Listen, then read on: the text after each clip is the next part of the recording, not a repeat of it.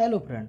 स्वागत है आपका अपने यूट्यूब चैनल अपडेट स्टडी में। आज से हम लोग वस्तुनिष्ठ की एक नई श्रृंखला स्टार्ट करने जा रहे हैं जो आने वाले सभी प्रतियोगी परीक्षाओं के लिए महत्वपूर्ण साबित होगी, क्योंकि सभी एग्जाम में संभवतः वस्तुनिष्ठ प्रश्न आते ही आते हैं। हमारे द्वारा बनाए गए प्रश्नों में से कोई भी प्रश्न किसी भी प्रतियोगी परीक्षाओं से बाहर नहीं जाएगा, ये आपको विश्वास दिलाते हैं। इसलिए इस वीडियो को ध्यानपूर्वक देखें। आज के प्रश्न भारत का संवैधानिक विकास एवं संविधान सभा पर आधारित है। सेशन को स्टार्ट करते हैं। पहला क्वेश्चन है, निम्नलिखित में से कौन सा संविधान का अंग नहीं है? ऑप्शन कार्यपालिका, न्यायपालिका, विधायिका, इनमें से कोई नहीं। क्वेश्चन को ध्यान से देखिए, कौन सा अंग नहीं है? चूँकि संविधान के तीनों अंग होते हैं, इसलिए इसका आंसर होगा इनमें से कोई नहीं। अगला क्वेश्चन, किस अधिनियम के अंतर्गत कोलकाता उच्चतम न्यायालय की स्थापना की गई? Regulating act 1773, act of settlement 1781, Pitt's India act 1784, charter act 1813। इसका सही आंसर है रेगुलेटिंग एक्ट 1773 के अंतर्गत 1774 में कोलकाता उच्चतम न्यायालय की स्थापना की गई थी, जिसके अंतर्गत एक मुख्य न्यायाधीश एवं 3 अन्य न्यायाधीश होंगे। और ये बढ़ते हैं नेक्स्ट क्वेश्चन की तरफ। एक्ट ऑफ सेटलमेंट कब लाया गया? 1773, 1774, 1781, 1784। इसका सही आंसर है 1781। रेगुलेटिंग एक्ट की कमियों को दूर करने के लिए एक्ट ऑफ सेटलमेंट 1781 में लाया गया था। अगला क्वेश्चन, सुमेलित कीजिए। एक तरफ एक्ट के नाम लिखे हैं और दूसरी तरफ सन दिए गए हैं। हमें सुमेलित करना है और नीचे दिए गए कूट में देखना है कौन सा इसका आंसर सही होगा। तो जैसा कि हम लोग जानते हैं कि रेगुलेटिंग एक्ट 1773 में आया था, एक्ट ऑफ सेटलमेंट 1781 में आया था, चार्टर अधिनियम 1813 में आया था, भारतीय परिषद अधिनियम 1861 में आया था। तो पहले का 4 होगा, दूसरे का पहला होगा, तीसरे का तीसरा होगा, चौथे का दूसरा होगा। ये अपना आंसर होगा तीसरा। अगले आंसर की तरफ बढ़ते हैं। निम्न में से किस अधिनियम द्वारा वायसराय को अध्यादेश जारी करने की शक्ति प्रदान की गई?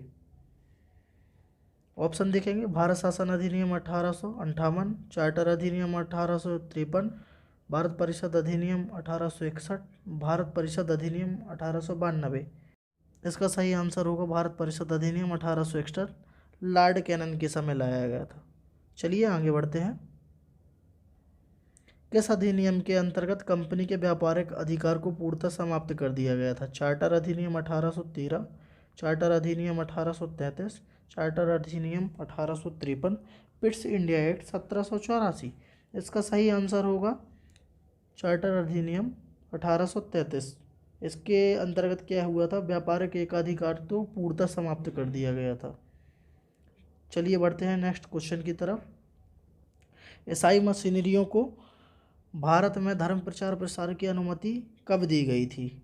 मतलब जो ईसाई धर्म है उनके धर्म प्रचार प्रसार को भारत में कब बढ़ाया गया था, उसको अनुमति कब मिली थी?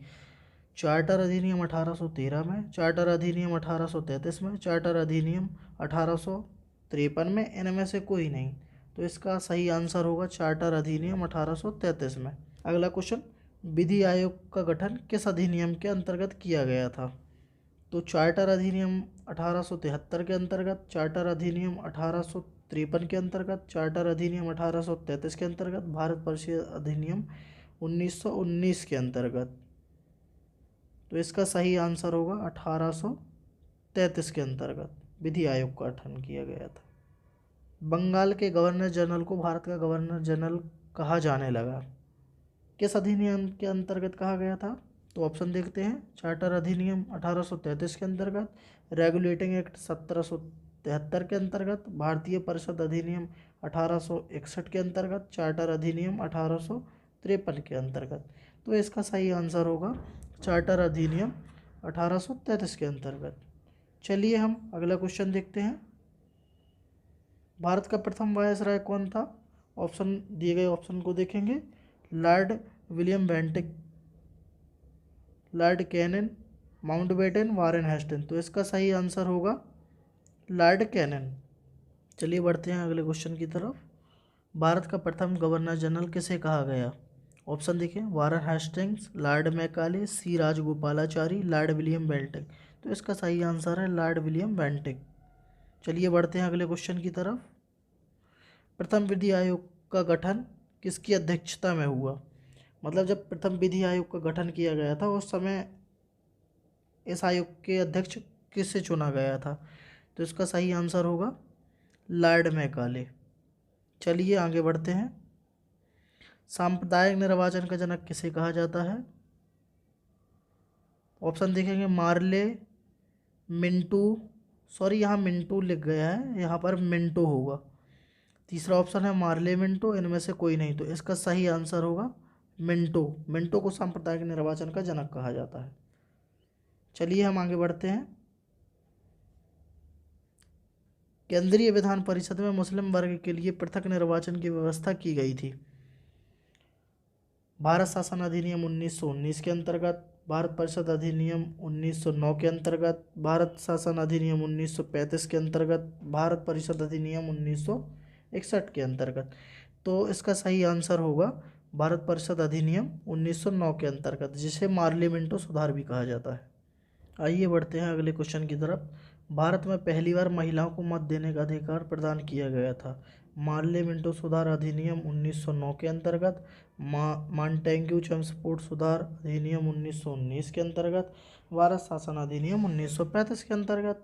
चौथा ऑप्शन है इनमें से कोई नहीं। तो इसका सही आंसर होगा मॉन्टेग्यू चेम्सफोर्ड सुधार अधिनियम 1919 के अंतर्गत महिलाओं को पहली बार मत देने का अधिकार प्रदान किया गया था। आइए बढ़ते हैं अगले क्वेश्चन की तरफ। भारत सरकार अधिनियम 1919 में निम्न में से किसे स्पष्ट रूप से परिभाषित किया गया है? पहला ऑप्शन है विधायिका एवं न्यायपालिका की मध्य शक्तियों का पृथक्करण। दूसरा है केंद्रीय एवं प्रांतीय सरकार की अधिकारिता। तीसरा है वायसराय की शक्तियाँ। चौथा है उपरोक्त में से कोई नहीं। तो इसका आंसर होगा पहला, विधायिका एवं न्यायपालिकाओं के मध्य शक्तियों का बंटवारा हो गया था। यह क्वेश्चन यूपीएससी 2014 में आया हुआ क्वेश्चन है। चलिए आगे बढ़ते हैं। भारतीय विधायिका प्रथम बार द्विसदनात्मक बनाई गई थी। ऑप्शन देखते हैं, 1909 अधिनियम द्वारा, 1919 के अधिनियम द्वारा, 1935 के अधिनियम द्वारा, 1953 के अधिनियम द्वारा। तो इसका सही आंसर होगा 1919 के अधिनियम द्वारा। आइए चलिए बढ़ते हैं अगले क्वेश्चन की ओर। प्रांतों में द्वैध शासन का जनक किसे कहा जाता है? मार्ले को, मिंटो को, लियोनेस कार्टियस को, लॉर्ड मैकाले को। तो इसका सही आंसर होगा लियोनेस कार्टियस को प्रांतों में द्वैध शासन का जनक कहा जाता है। इसके द्वारा यह व्यवस्था लाई गई थी। क्वेश्चन नंबर 19 है, प्रांतीय स्वायत्तता का प्रावधान किस अधिनियम के अंतर्गत किया गया है? 1909 के अधिनियम, 1919 के अधिनियम, 1935 के अधिनियम, इनमें से कोई नहीं। तो इसका सही आंसर होगा 1935 के अधिनियम। प्रांतों में द्वैध शासन को समाप्त कर प्रांतीय स्वायत्तता का प्रावधान किया गया था। आइए बढ़ते हैं अगले क्वेश्चन की तरफ। प्रांतों में द्वैध शासन प्रणाली की व्यवस्था किस अधिनियम के अंतर्गत हुई? सॉरी, इधर 1909 नियम लिख गया है, इधर है 1909 के अधिनियम के अंतर्गत, 1919 के अधिनियम के अंतर्गत, 1935 के अधिनियम के अंतर्गत। तो इसका जो सही आंसर है 1919 के अधिनियम के अंतर्गत होगा। आइए आगे बढ़ते हैं। केंद्र में द्वैध शासन प्रणाली की व्यवस्था किस अधिनियम के अंतर्गत हुई? तो 1935 के अंतर्गत, 1919 के अंतर्गत, 1909 के अंतर्गत, इनमें से कोई नहीं। तो इसका जो सही आंसर है वो होगा 1935 अधिनियम के अंतर्गत। चलिए आगे बढ़ते हैं। भारत में लोक सेवा आयोग का गठन किस अधिनियम के अंतर्गत किया गया? अधिनियम 1935, अधिनियम 1919, अधिनियम 1909, इनमें से कोई नहीं। तो जो इसका सही आंसर होगा वो होगा 1919। चलिए आगे बढ़ते हैं। भारत में संघीय शासन प्रणाली कब प्रारंभ हुई? तो इसमें से 1935, 1909, 1919 किस अधिनियम के अंतर्गत हुई? तो इसका जो सही आंसर होगा वो होगा 1935 अधिनियम के अंतर्गत। चलिए आगे बढ़ते हैं। बालकन प्लान किस अधिनियम के अंतर्गत लाया गया? बालकन प्लान मतलब 1909 के भारत शासन अधिनियम के अंतर्गत, 1919 के भारत शासन अधिनियम के अंतर्गत, 1935 भारत शासन अधिनियम के अंतर्गत, 1947 के भारतीय स्वतंत्रता अधिनियम के अंतर्गत। तो इसका जो सही आंसर होगा 1947 के भारतीय स्वतंत्रता अधिनियम के अंतर्गत। बाल्कन प्लान एक प्रकार से ऐसा प्लान था जिसमें भारत और पाक को विभाजित किया जाना था, उसी को बाल्कन प्लान योजना के नाम से जाना जाता है। अगला क्वेश्चन है, सीमा आयोग की अध्यक्षता किसने की थी? ऑप्शन देखते हैं, Radcliffe, Lawrence, Mountbatten, sir Stafford Cripps. तो इसका जो सही आंसर है वो होगा रेडक्लिफ। आइए अगला क्वेश्चन देखते हैं, स्वतंत्र भारत के प्रथम एवं अंतिम गवर्नर जनरल कौन थे? लॉर्ड माउंटबेटन, सी राजगोपालाचारी, जवाहरलाल नेहरू, सरदार वल्लभ भाई पटेल। तो इसका सही आंसर होगा सी राजगोपालाचारी। अगला क्वेश्चन, भारत में सचिव का पद किसके द्वारा निर्मित किया गया था? ऑप्शन, माल्य मिंटो सुधार 1909, मांटेंगू चेम्सफोर्ड सुधार 1919, भारतीय परिषद अधिनियम 1961, भारत सरकार अधिनियम 1858। इसका सही आंसर होगा भारत परिषद अधिनियम 1861। अगला और महत्वपूर्ण क्वेश्चन, भारत में संविधान सभा के गठन का विचार सर्वप्रथम किसने रखा था? यहाँ बात हो रही है विचार की, तो विचार एम.एन. राय ने रखा, जवाहरलाल नेहरू ने रखा, बी.एस. राव ने रखा, इनमें से कोई नहीं। तो इसका जो सही आंसर होगा वो एम.एन. रॉय, मानवेंद्र नाथ रॉय। अगला क्वेश्चन, साम्यवाद का जनक किसे कहा जाता है? B R. Ambedkar, Jawaharlal Nehru, M.N.. Roy, VN. Roy. इसका जो सही आंसर होगा एम.एन. रॉय। अगला क्वेश्चन, यह किसका कथन है कि भारत का संविधान भारतीयों की इच्छा अनुसार ही होगा? अंबेडकर जी का, मोतीलाल नेहरू का, गांधी जी का, गोपाल कृष्ण गोखले। तो इसका सही आंसर होगा महात्मा गांधी जी ने ऐसा कहा था कि जो भारतीय संविधान है वो भारतीयों की इच्छा के अनुसार ही बने। अगला क्वेश्चन, भारतीय सभा को किसने मूर्त रूप प्रदान किया था? महात्मा गांधी ने, जवाहरलाल नेहरू ने, मोतीलाल नेहरू ने, एम.एन. रॉय। तो इसका सही आंसर होगा जवाहरलाल नेहरू ने। अगला क्वेश्चन, संविधान सभा की मांग सर्वप्रथम 1895 में किसके द्वारा की गई? महात्मा गांधी, बी.आर. अम्बेडकर, जवाहरलाल नेहरू, बाल गंगाधर तिलक। इसका सही आंसर बाल गंगाधर तिलक। अगला क्वेश्चन, कैबिनेट मिशन के अनुसार भारतीय संविधान सभा की कुल कितनी सीटें थी? तो इसका आंसर बताना है, 389 सीटें, 296 सीटें, 208 सीटें, 429 सीटें। तो जो इसका सही आंसर होगा वो 389 सीटें। अगला क्वेश्चन, संविधान सभा में सीटों का विभाजन किस प्रकार था? ऑप्शन नंबर, प्रांतों के लिए 292 सीटें, देशी रियासतों के लिए 93 सीटें, कमिश्नरी क्षेत्रों में से 4 सीटें, उपयुक्त सभी। तो इसका आंसर होगा उपयुक्त सभी, चूँकि संविधान सभा में 389 सीटों की व्यवस्था की गई थी, जिसके अंतर्गत इन 3 क्षेत्रों में सीटों का बंटवारा किया गया था। अगला क्वेश्चन देखेंगे, 1946 में 296 सीटों पर चुनाव होने पर भारतीय राष्ट्रीय कांग्रेस के कितने प्रतिनिधि चुने गए थे? ऑप्शन, 208, 292, 73, इनमें से कोई नहीं। तो जो इसका आंसर है वो 208 होगा। अगला क्वेश्चन, 1947 में संविधान सभा के सदस्यों की संख्या कितनी थी? ऑप्शन, 289, 299, 324, 389। जो इसका आंसर है वो होगा सही 299। चलिए बढ़ते हैं अगली क्वेश्चन की तरफ। बहुत बढ़िया क्वेश्चन है ये। संविधान सभा की किस देशी रियासत ने भाग नहीं लिया था? विभिन्न परीक्षाओं में पूछा गया प्रश्न है ये। हैदराबाद, जूनागढ़, मैसूर, कश्मीर। इसका जो आंसर सही होगा वो हैदराबाद। अगला क्वेश्चन, संविधान सभा के सदस्य प्रतिनिधि थे गवर्नर के द्वारा बनाए गए, कांग्रेस और मुस्लिम लीग द्वारा नामांकित किए गए, जनता द्वारा प्रत्यक्ष रूप से निर्वाचित किए गए सदस्य, जनता द्वारा अप्रत्यक्ष रूप से निर्वाचित किए गए सदस्य। तो जो इसका आंसर है वो होगा चौथा सही, जनता द्वारा अप्रत्यक्ष रूप से निर्वाचित किए गए सदस्यों को संविधान सभा के सदस्य के प्रतिनिधि के रूप में चुना गया था। आइए अगला क्वेश्चन देखते हैं। संविधान सभा का प्रथम अधिवेशन कहाँ हुआ था? ऑप्शन लाहौर, लखनऊ, मुंबई, दिल्ली। इसका सही आंसर होगा दिल्ली। आइए नेक्स्ट क्वेश्चन की ओर तरफ चलते हैं। संविधान सभा की प्रथम बैठक कब हुई थी? ये क्वेश्चन लगभग सभी लोगों को पता होगा, फिर भी ऑप्शन देख लेते हैं। 16 अगस्त 1946, 9 दिसंबर 1946, 11 दिसंबर 1946, 26 नवंबर 1946। इसका सही आंसर होगा 9 दिसंबर 1946। अगले क्वेश्चन की ओर। संविधान सभा के अस्थायी अध्यक्ष किसे चुना गया था? ऑप्शन देखते हैं। डॉक्टर राजेंद्र प्रसाद, सच्चिदानंद सिन्हा, के एम मुंशी, बेनेगल नरसिंह राव। इसका सही आंसर होगा सच्चिदानंद सिन्हा। अगले क्वेश्चन की तरफ बढ़ते हैं। संविधान सभा के सदस्य नहीं थे, मतलब इनमें से किसे संविधान सभा के सदस्य के रूप में नहीं चुना गया था? ऑप्शन में है H.N. वेग, के.एम. मुंशी, टी कृष्णामाचारी, सैयद मोहम्मद सादुल्ला। इसका आंसर है H.N. वेग। Next question. प्रारूप समिति में कुल कितने सदस्य हैं? ऑप्शन 6, 7, 8, 9।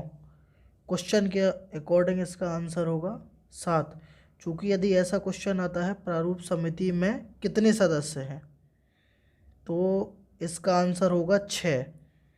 अब चूँकि क्वेश्चन आया है प्रारूप समिति में कुल कितने सदस्य हैं, तो कुल 7 होंगे। नेक्स्ट क्वेश्चन की ओर बढ़ते हैं। देखिए वही क्वेश्चन आ गया, प्रारूप समिति के अध्यक्ष कौन थे? तो इसका जो आंसर होगा V.R. अम्बेडकर। Next question. संविधान निर्माण में कुल कितना समय लगा था?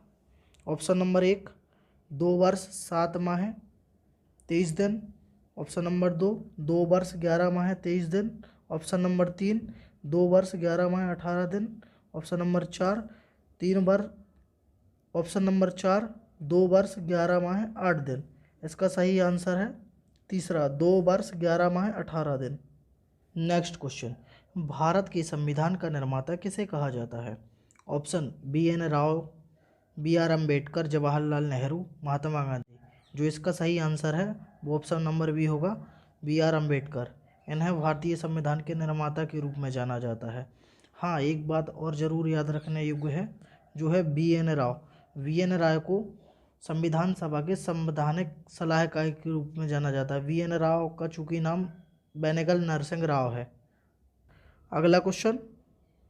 भारतीय संविधान कब लागू हुआ था? 15 अगस्त 1950, 26 जनवरी 1950, 26 नवंबर 1950, 26 जनवरी 1952। तो इसका सही आंसर होगा 26 जनवरी 1950 को भारतीय संविधान को लागू कर दिया गया था। नेक्स्ट क्वेश्चन है, भारतीय संविधान सभा में कुल कितनी महिला सदस्य थी? मतलब भारतीय संविधान सभा का जब गठन हुआ था तो उनमें कितनी महिलाओं को शामिल किया गया था सदस्य के रूप में?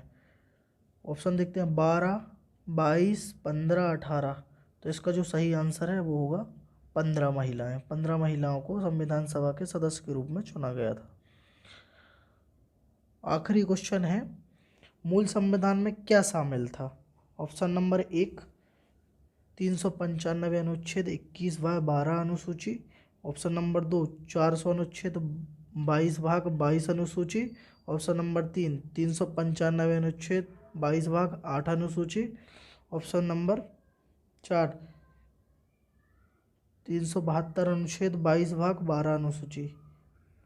इसका आंसर होगा ऑप्शन नंबर 3, 395 अनुच्छेद 22 भाग 8 अनुसूची। जैसा कि आप लोगों को विदित है, वर्तमान समय संविधान के अनुच्छेदों की संख्या बढ़ती जा रही है। 22 भाग यथावत हैं और 8 अनुसूची के स्थान पर 12 अनुसूचियाँ शामिल हो गई हैं। तो ये थे संविधान के कुछ महत्वपूर्ण वस्तुनिष्ठ जिन्हें हम लोगों ने पढ़ा और समझा। आगे की वीडियो ज़रूर देखें, क्योंकि टॉपिक वाइज सभी क्वेश्चन वीडियो के फॉर्म में डाले जाएंगे। तो मिलते हैं हम नेक्स्ट वीडियो में। आप सभी का धन्यवाद।